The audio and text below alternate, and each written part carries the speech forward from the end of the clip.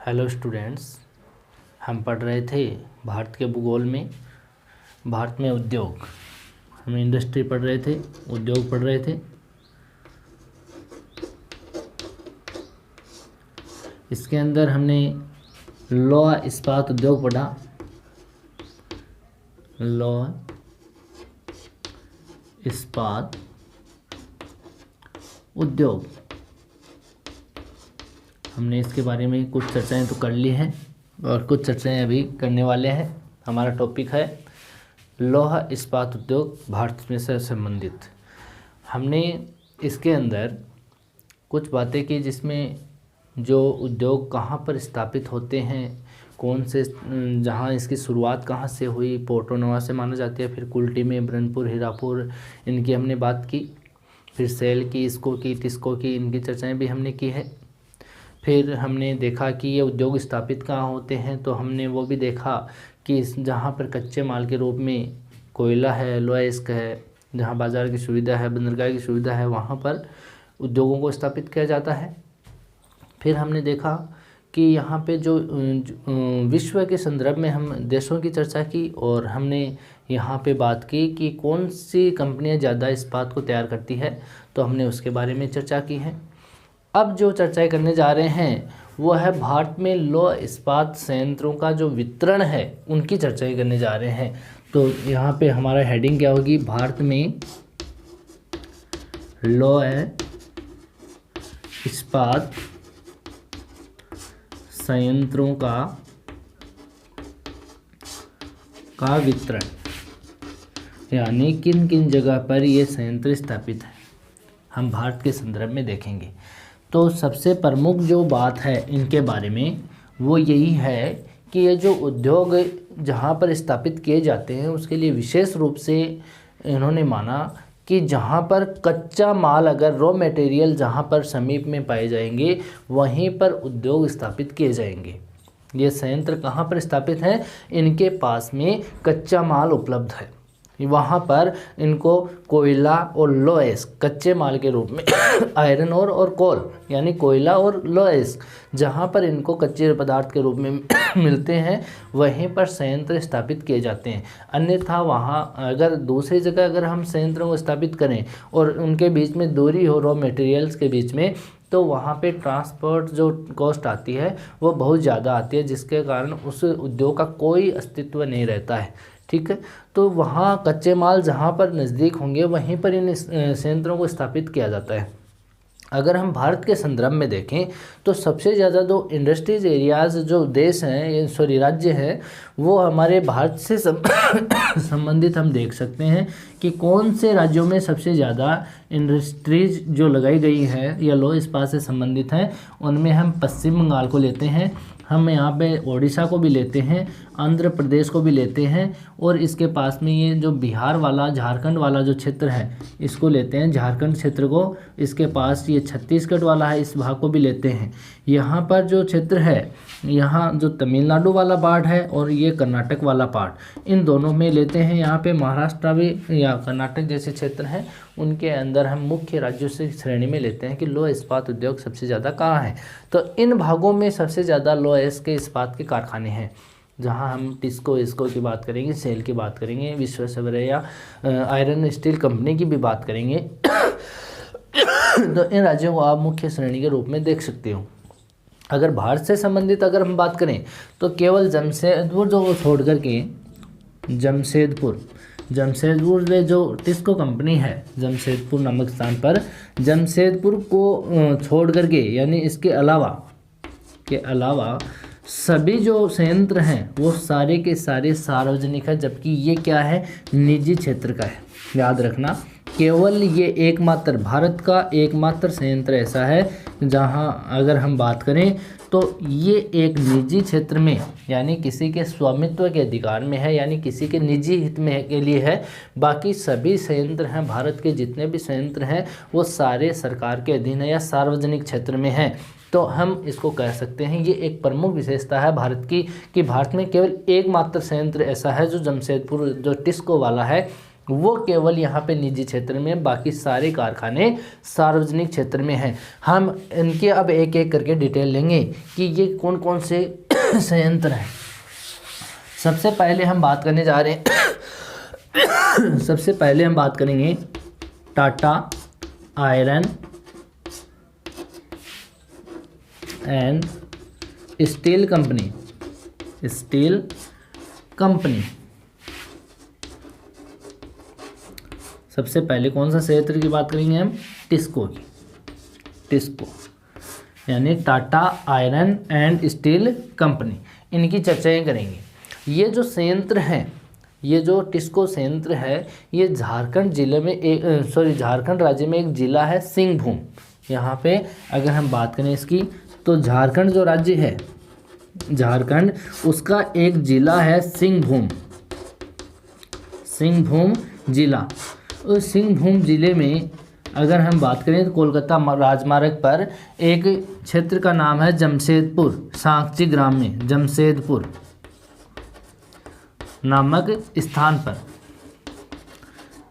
इस स्थान पर ये स्थापित किया गया है। और इसकी स्थापना जो हुई थी इस जमशेदपुर नामक स्थान पर, इस टाटा टिस्को की स्थापना हुई वो 1907 में, यानी 1907 में यहाँ पर इसकी स्थापना मानी जाती है, जो कि कहाँ पर है? दो नदियों के संगम पर है। और दो नदियाँ कौन कौन सी है? एक तो खरकई है, एक नदी कौन सी है?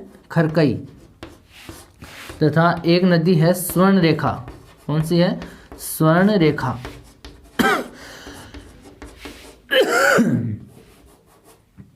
नदियों के संगम पर, नदियों के संगम पर स्थित है। दोनों नदियां जहाँ पर आकर के मिलती हैं, वहाँ पर उनके संगम में एक पश्चिम से आती है, एक उत्तर से आती है। तो दोनों के संगम पर यहाँ पे जो संयंत्र स्थापित है, जिसको हम टिस्को बोलते हैं, ये दोनों नदियों के संगम पर है। ठीक है। वर्तमान में हम देखें तो ये केवल एकमात्र ऐसा संयंत्र है जो कि निजी क्षेत्र में स्थापित है। इसके अंदर जो हम अगर बात करें तो ये जो संयंत्र है भारत का, ये वास्तविक अगर इसका हम प्रारंभ माने तो जो संयंत्र जैसे मानो इस्पात कारखाना जो भी है, जो भी संयंत्र हैं, उनकी वास्तविक भारत में जो शुरुआत हुई है वो इस टिस्को के बाद में ही हुई है, यानी पहले नहीं हुई। ये इस्पात में भारत में दूसरे नंबर पर है। आज भी भारत में अगर इस्पात के रूप में अगर तैयार इस्पात उत्पादन करते हैं, उनमें इसका दूसरा स्थान है टिस्को का। अगर हम वास्तविक रूप में अगर इन उद्योगों की शुरुआत मानते हैं, जो लौह इस्पात उद्योग की मानते हैं, वो इस उद्योग के बाद में ही हुई है। सबसे पहले इसी का शुरुआत मानी जाती है। 1908 में जो इस्पात, इसके अंदर हम बात करें तो इसके अंदर उत्पादन होना स्टार्ट हो गया था 1908 में। और 1913 में अगर हम देखें तो यहाँ से जो ढलवा लोहा होता है उसका उत्पादन होना स्टार्ट हो गया था। यहाँ पे 1908 में तो इस्पात बना और 1913 में यहाँ पे जो ढलवा लोहा है उसका उत्पादन होना स्टार्ट हो गया था। इससे जो तैयार माल बनता है, टिस्को से जो तैयार माल बनता है, वो एक तो रेल के डिब्बे बनते हैं। रेल के डिब्बे में जो लोहा लगता है, वो लोहा कहाँ से आता है? टिस्को से ही आता है। आप देखते होंगे टाटा के सरिये भी आते हैं, टाटा की चादरें भी आती हैं, यानी टिन सेट जिसको बोलते हैं, वो भी आती हैं। रेल की जो पटरियां होती हैं उनमें भी टाटा का लोहा लगता है। तो टाटा, आप सुनते होंगे नाम कि टाटा का लोहा तैयार है। जैसे सरिया लाते हैं तो टाटा का आता है। ठीक है। तो ऐसे ही हमने इसमें जो तैयार माल यहाँ से निकाला जाता है, क्या क्या बनता है इस कारखाने में? यहाँ पे रेल के डिब्बे भी बनते हैं, यहाँ पे सलाखें भी बनती हैं, यहाँ पे रेल की पटरियाँ भी बनती हैं, इसके अंदर चादरें भी बनती हैं, चादर जो होती हैं, जो टेन होते हैं, टिन सेट होती हैं, और इसके अंदर सरिये भी बनते हैं। बहुत सारी वस्तुओं का यहाँ पे निर्माण होता है। इस संयंत्र की जो स्थापना हुई थी उसके लिए यहाँ पे अगर हम बात करें अनुकूल परिस्थिति की, तो वो अनुकूल परिस्थिति है क्या कि इस क्षेत्र पर ही इस संयंत्र को स्थापित किया गया। इसकी ऐसी स्थिति कैसे बनी? तो हम कहते हैं कि जो सिंहभूम जिला है, सिंहभूम कहाँ पर है? झारखंड में। सिंहभूम जिला है, उसके जो नोआ मंडी है, एक तो नोआ मंडी और एक मयूरभंज। मयूरभंज कहाँ पर है? ओडिशा में। उन दोनों से मयूरभंज है, उसकी एक खान है गुरु महिसानी। एक तो नोआ मंडी, एक गुरु महिसानी, दोनों से इसको लोहे की प्राप्ति होती। यहाँ पे अगर हम बात करें, ये झारखंड में है यहाँ पे झारखंड में है। इस झारखंड में एक तो नोवामंडी है और एक मयूरभंज है। इस मयूरभंज में खान है लोएस्की गुरु महिसानी। इससे यहाँ इसको कच्चा पदार्थ के रूप में लोएस्क मिल जाता है, इसीलिए इस स्थापना हुई। और भी अगर बात करें और क्या क्या होता है यहाँ पे, एक क्योंझर जिला है ओडिशा का। कौन सा जिला है? क्योंझर, ओडिशा में है। उसकी जोड़ा खान है, उसकी जोड़ा क्योंझर जो जिला है उसकी, ओडिशा में क्योंझर जिला में एक जोड़ा खान है, उससे इसको मैग्नीज की प्राप्ति होती है। तो हमने लोएस्क की कहाँ की बात की? लोएस्क तो Tata iron and steel company को कहाँ से मिलता है? यानी कि सिंहभूम जिला है झारखंड का, उसकी नोवामंडी खान, और मयूरभंज जिला है उसकी गुरु महिसानी खान को, मयूरभंज ओडिशा में। ठीक है, इससे तो इसको क्या मिलता है? लोएस्क।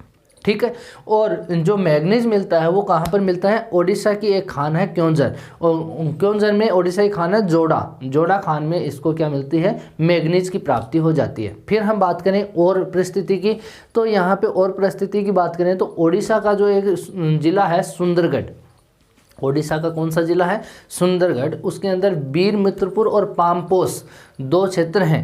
कौन कौन से? वीर मित्रपुर और पामपोस। वहाँ से इसको क्या मिलता है? डोलोमाइट और चूने का पत्थर और अग्निसाय मिट्टी, तीन चीज़ें मिलती है वहाँ से। कहाँ से?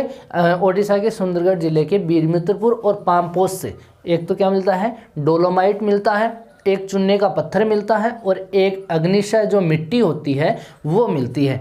ठीक है, तो तीन परिस्थितियां हो गई। चौथी परिस्थिति है कि टिस्को है, इसको जो जल की आपूर्ति होती है वो कहाँ से होती है? दो नदियों से होती है। एक तो पश्चिम में जो नदी है खरकई नदी, उससे होती है। उत्तर में उत्तरी जो भाग है वहाँ से इसको मिलती है स्वर्णरेखा नदी, इससे पानी की आपूर्ति होती है। यानी पश्चिम से तो कौन सी नदी आती है? यहाँ पे संयंत्र है तो पश्चिम से तो आती है खरकई नदी, खरकई, और उत्तरी भाग में इसको पानी देती है यहाँ पे स्वर्णरेखा।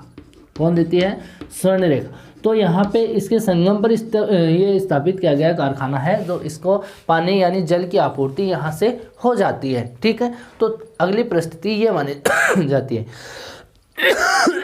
आगे अगर झारखंड कोयले की बात करें तो झारखंड के अंदर हम कोयले की बात करें तो दो यहाँ पे खाने हैं, एक तो झरिया में, एक बोकारो में। वहाँ से इसको कोयला मिल जाता है, यानी दूर नहीं जाना पड़ता। कोयला भी कहाँ से मिल जाता है? एक तो झरिया और एक बोकारो से इसको क्या मिल जाएगा? कोयला मिल जाएगा। और यहाँ पे अगर हम और बात करें परिस्थिति की, तो यहाँ पे ये जो राज्य हैं जिसके अंदर हम झारखंड की बात कर सकते हैं, बिहार की बात कर सकते हैं, उत्तर प्रदेश की बात कर सकते हैं। बिहार यहाँ है, झारखंड यहाँ है, उत्तर प्रदेश यहाँ पर है। तो झारखंड, बिहार, उत्तर प्रदेश और छत्तीसगढ़ यहाँ पे स्थित है ये वाला।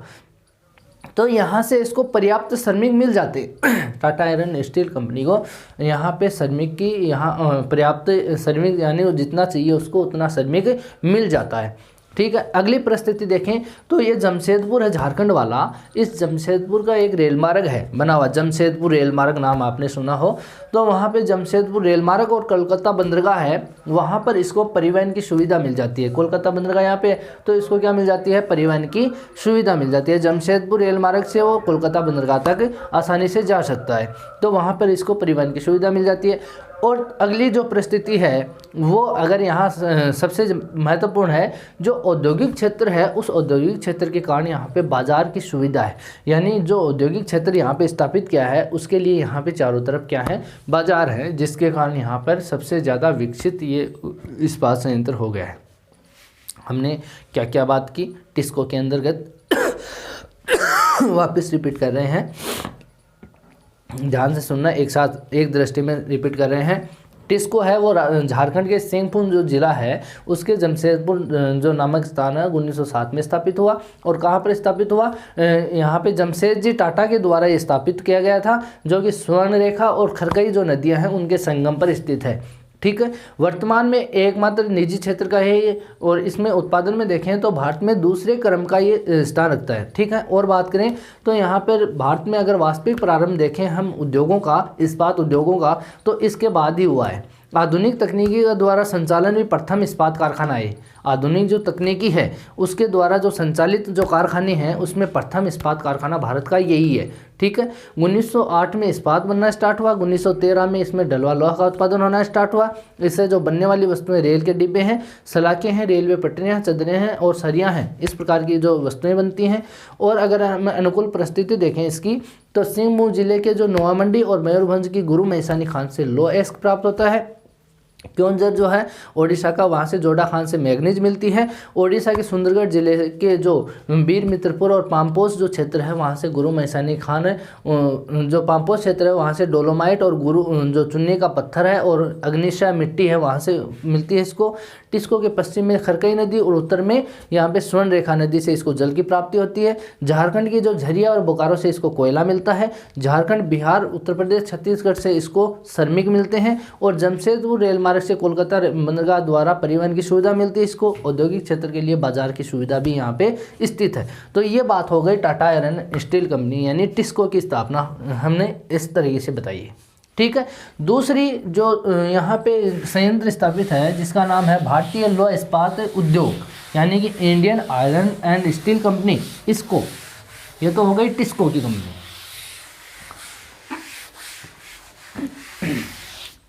यानी पहली तो हमने देखी टिस्को और दूसरी कौन सी है, इसको की कंपनी, इसको इंडियन आयरन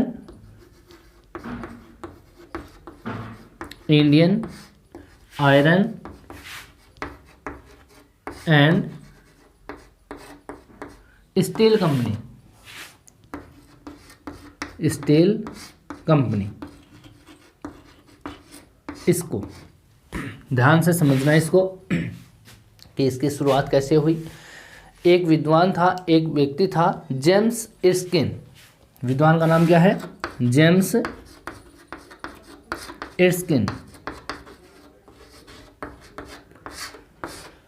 इस विद्वान ने सन 1870 में कब गया, 1870 में बंगाल में पश्चिम बंगाल आयरन वृक्ष, क्या नाम रखा, बंगाल आयरन वृक्ष,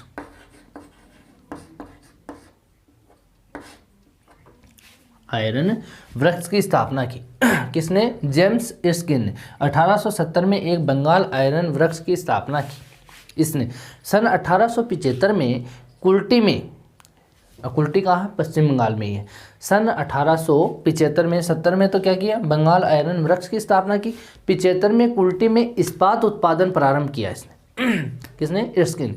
कुल्टी में इस्पात उत्पादन प्रारंभ किया। इसके लिए वर्तमान में जो सिंहभूम जिला है झारखंड का, वहाँ के जो पांसीरा बुरु क्षेत्र है, कहाँ का, झारखंड का सिंहभूम जिले में पांसीरा बुरु, वहाँ से 1901 में प्रथम जो लोह अयस्क की खान है वहाँ प्रारंभ की गई 1901 में।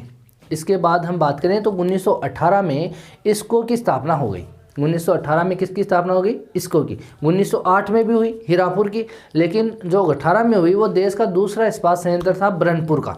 पहला तो था इसको में हीरापुर 1908 का, और 1918 का जो इसको की स्थापना हुई वहाँ पर दूसरा कारखाना इस्पात का था, वो कौन सा था, ब्रह्मपुर था, जो कि पहला हीरापुर है, ठीक है। इस समय अगर हम बात करें तो 1918 तक यहाँ पर जो परिवहन का साधन था वो बैलगाड़ियाँ थी। जो बैलगाड़ियाँ होती हैं उससे ही माल को ढोया जाता था। यहाँ पे अगर हम बात करें 1918 के बाद में, तो इसको के अंतर्गत यहाँ पे 2 भट्टियाँ स्थापित की जिसमें ब्लास्ट हुआ।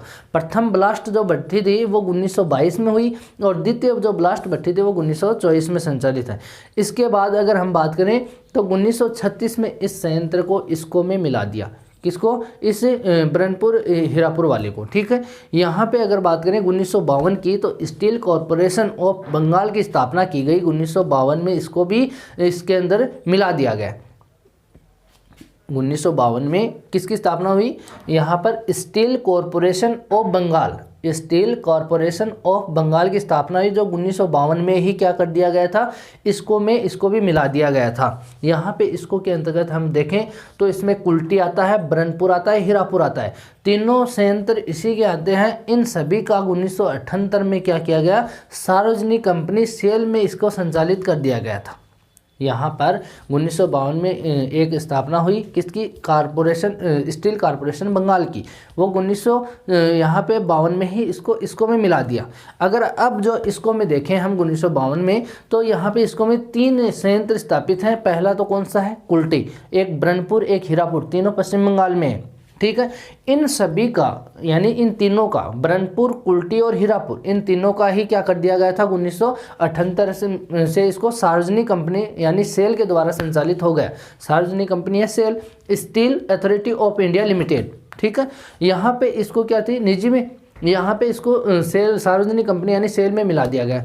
इसको का जो वास्तविक गठन माना जाता है वो 1972 से माना जाता है, जो सरकार ने किया था। इन तीनों संयंत्रों का प्रबंध जो है वो अपने हाथ में ले लिया था। फिर हीरापुर जो होता है, हीरापुर जो संयंत्र है, उस संयंत्र में ढलवा लोहा जो बनता है वो ब्रह्मपुर में केवल इस्पात जो होता है, जो पिंड होता है जो इस्पात के रूप में, वो ब्रह्मपुर में बनता है, पिंड जो तैयार किया जाता है, और जो ढलवा लोहा तैयार किया जाता है वो हीरापुर में किया जाता है। यहाँ पे इसको में 3 कारखाने थे, एक तो कुल्टी, एक ब्रह्मपुर, एक हीरापुर। इन तीनों का ही संयंत्र किसके हाथ में है, सरकार के हाथ में, जो सार्वजनिक क्षेत्र की है। ठीक है, यहाँ पे अब सेल के अंतर्गत जो संचालित हो रही है। अब हम बात करें कि हीरापुर जो है, हीरापुर के अंदर कौन सा लोहा तैयार होता है, तो ढलवा लोहा तैयार होता है। और अगर हम ब्रह्मपुर की बात करें तो ब्रह्मपुर में केवल इस्पात पिंड जो है उसको तैयार किया जाता है। यहाँ पे जो इनको जो अनुकूल परिस्थितियों के रूप में हम माने कि इसको की स्थापना यहाँ पश्चिम बंगाल की तरफ यहाँ पे सेल के अंतर्गत की गई थी, वो यहाँ पे अनुकूल परिस्थिति क्या थी कि यहाँ पर इसको स्थापित करना पड़ा। तो इसको भी यहाँ पे रॉ मटेरियल के रूप में उसके पास में उसको सुविधा मिल रही थी। जिसमें हम बात करें तो कोयला है, इसको 125 मीटर दूर जो रानीगंज है पश्चिम बंगाल का, और झरिया से, झारखंड झरिया है, वहाँ से इसको क्या मिलता था, कोयला मिलता था। दूसरी बात करें तो इसको लोएस्क जो है वो सिंहभूम से मिलता था, यानी झारखंड पास में ही है सिंहभूम वाला क्षेत्र, वहाँ से इसको क्या मिल जाता था, लोएस्क मिल जाता था। और स्वच्छ पानी और पर्याप्त जल की अगर बात करें तो दामोदर नदी और बराकर नदी, दोनों नदियों से इसको पानी की सुविधा मिल जाती थी। ठीक है, एक तो कौन सी है, दामोदर, और एक कौन सी है, बराकर। इन दोनों नदियों से इसको किसकी आपूर्ति होती थी, जल की आपूर्ति होती थी। ठीक है, और बात करें तो जो ओडिशा है, ओडिशा से इसको मैग्नीज और तथा चूना, मैग्नीज और चूना मिलता था। बीर मित्रपुर और सिंहभूम से इसको पत्थर की आपूर्ति होती थी। ठीक है, यहाँ पे ये अनुकूल परिस्थिति थी इसकी। अगर बात करें हम हीरापुर के उत्पादन जो क्षेत्र है, यानी ढलवा लोहा कुल्टी संयंत्र में भेजा जाता था। हीरापुर में क्या तैयार होता था, ढलवा लोहा, और ब्रह्मपुर में इस्पात जो पिंड तैयार होते थे। तो हम कह रहे हैं कि हीरापुर में जो उत्पादित होता था ढलवा लोहा, वो कहाँ भेजा जाता था, कुल्टी में, कुल्टी संयंत्र में भेजा था, जिससे यहाँ पर इस्पात को बनाया जाता था। यानी ढलवा लोहा से क्या निर्मित किया जाता था, इस्पात यानी स्टील बनती थी यहाँ पर। और ब्रह्मपुर में जो ब्रह्मपुर है, वहाँ से कुल्टी में पर्याप्त स्टील के विभिन्न यहाँ पे वस्तु हम देख सकते हैं कि जो ब्रह्मपुर है वहाँ पे जो इस्पात पिंड तैयार होते थे वहाँ पर, तो कुल्टी में प्राप्त जो इस्पात हैं उनसे अनेक प्रकार की लोहे की वस्तुओं का निर्माण कर देते थे। ठीक है, तो ये बात है इसको की वापस रिपीट कर रहा हूँ। जो इसको है 1870 में बंगाल आयरन वर्क्स के रूप में स्थापित हुआ था। यहाँ पे 1875 में कुल्टी में इस्पात उत्पादन प्रारंभ हुआ। इसके लिए वर्तमान में जो सिंहभूम क्षेत्र है पासिरा बुरू, वहाँ से 1901 में प्रथम लोहा इस्पात की स्थापना हुई यहाँ पे। और इसके अंदर इसको के अंतर्गत दूसरा जो संयंत्र है ब्रह्मपुर वाला, पहला हीरापुर वाला, ये दोनों शामिल कर लिए गए थे। यहाँ परिवहन की सुविधा बैलगाड़ियों के रूप में थी उस टाइम में। यहाँ पे प्रथम ब्लास्ट भट्टी 1922 में, द्वितीय ब्लास्ट भट्टी 1924 में स्थापित हुई थी, जिसका संचालन हो रहा है। 1936 में संयंत्र को इसको में मिला दिया था। 1952 में स्टील कॉर्पोरेशन ऑफ इंडिया की स्थापना हुई और 1952 में इसको भी विलय कर दिया गया था। इसके अंतर्गत 3 कारखाने हैं, कुल्टी, ब्रह्मपुर और हीरापुर। इन तीनों को 1978 में सार्वजनिक रूप में सेल के अंदर संचालित कर दिया। और इसको बाद में यहाँ पे वास्तविक गठन 1972 में माना जाता है, जो सरकार के अधीन है। तीनों संयंत्रों का प्रबंध किसके हाथ में है, सरकार के हाथ में है। हीरापुर से ढलवा लोहा और जो ब्रह्मपुर है उससे जो इस्पात पिंड है उसको तैयार किया जाता है। ठीक है, इसके लिए अनुकूल परिस्थिति क्या थी कि कोयला कहाँ से मिलता था, इसको रानीगंज झरिया से मिलता था। लोएस्क इसको सिंहभूम से मिलता था। और जो जल की व्यवस्था थी वो कहाँ से मिलती थी, इसको दामोदर और बराकर नदी से।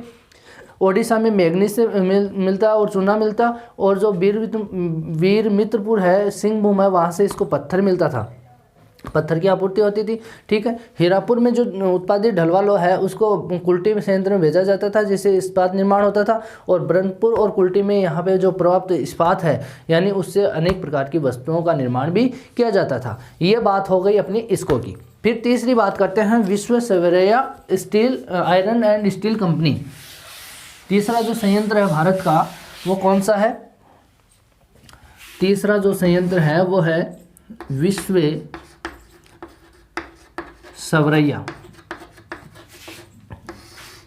Iron and steel company.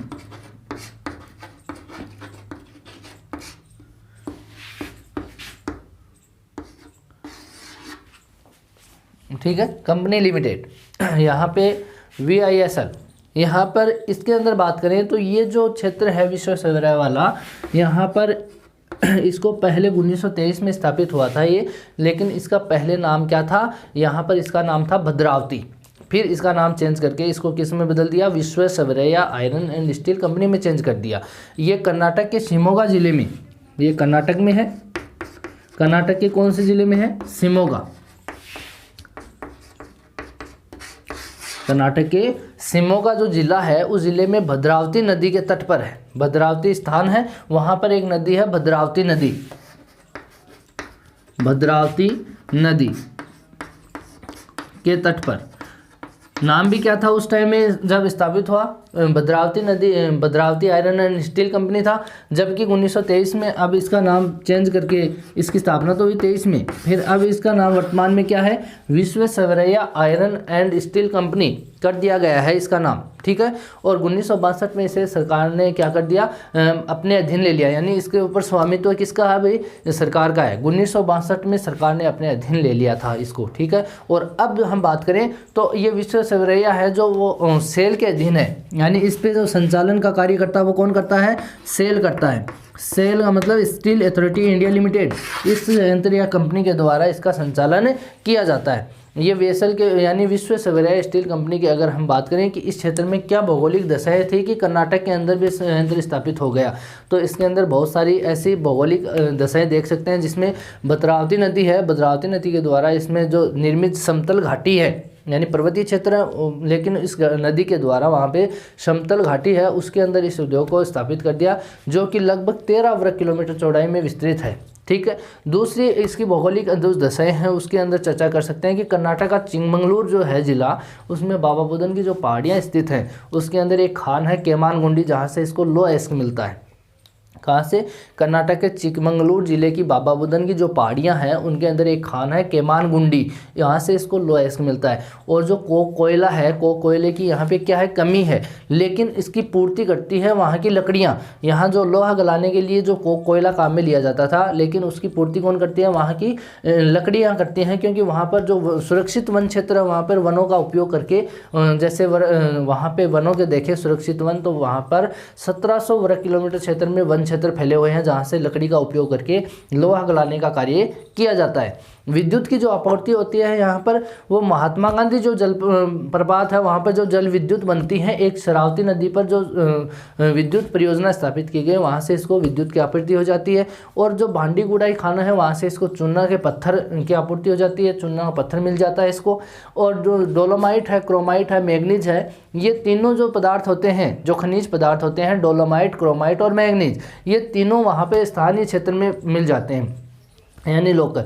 और बिरूर शिमोगा जो रेल मार्ग है, इसके शिमोगा जो क्षेत्र है इसके अंदर एक रेल मार्ग बना हुआ है बिरूर रेल शिमोगा तक, वहाँ पर इसको परिवहन की सुविधा मिल जाती है। और जो निर्मित माल हो जाता है इस भद्रावती में, इसमें विश्वेश्वरैया में, वो यहाँ पे बेचने के लिए, निर्मित माल के बेचने के लिए यहाँ पे बाजार की सुविधा है। तो यहाँ पर इसकी आवश्यक भौगोलिक दशाएं हम देख सकते हैं। तो हमने आज तीसरे नंबर पे क्या पढ़ा? Visvesvaraya iron and steel company, वापस रिपीट कर रहे हैं एक बार, ध्यान से सुनना इसको, कि इस जो Visvesvaraya iron and steel company है, इसकी शुरुआत है वो 1923 से स्थापित किया जाता है। कर्नाटक के शिमोगा जिले में है, भद्रावती स्थान पर, जो भद्रावती नदी के तट पर स्थित है, और 1962 में सरकार के अधीन में आ गया था। और वर्तमान में इसका संचालन कार्य कौन कर रहा है? सेल कर रहा है। इसकी आवश्यक दिशाएं क्या क्या थी? एक तो भद्रावती के द्वारा जो समतल घाटी है वहाँ पर इसको 13 वर्ग किलोमीटर में इसको उद्योग को स्थापित करने के लिए जगह मिल गई। दूसरी, कर्नाटक में चिकमंगलूर की बाबा बुदन पहाड़ियों के अंदर एक कान है, यहाँ पे केमानगुंडी, वहाँ से लोहा मिल जाता है इसको।